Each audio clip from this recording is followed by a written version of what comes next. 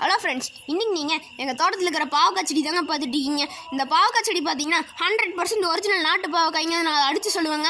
அதே சமயம் நீங்கள் கடையில் வாங்குற எல்லா பாவக்காயுமே ஹைப்ரிட் தாங்க. அப்படி உங்களுக்கு ஒரிஜினல் நாட்டு பாவக்காய் வேணும்னா இந்த மாதிரி பக்கத்தில் யாராவது விவசாயிகள் இருந்தாங்கன்னா அவங்ககிட்ட போய் விதை வாங்கிட்டு வந்து போட்டு வளர்த்துங்க. நாட்டு பாவக்காய் பார்த்தீங்கன்னா அதிகமாக காய் கொடுக்காதுங்க.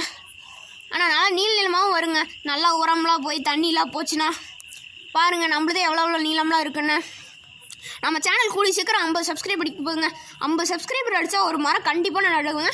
அது எங்கள் தோட்டத்தில் இல்லைங்க, ரோட்டோரத்தில். அதே 100 சப்ஸ்கிரைபர் அடித்தா இன்னொரு மரமும் நடுவுங்க. அது ரோட்டோரத்தில் எங்கேயும் நடுவுங்க.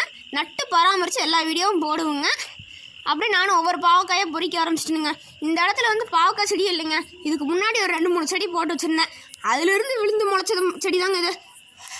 தன்னால் முளைச்சி எப்படி வந்திருக்குன்னு பாருங்கள். இதுக்கு நான் தண்ணி மட்டும் தான் விட்டேங்க. இதுவே உரம்லாம் கொடுத்துருந்தா இன்னும் பெரிய பெரிய பாவக்காய் வருங்க. இப்போவே பார்த்தீங்கன்னா ஒவ்வொன்றும் அரை மாலை இருக்குதுங்க.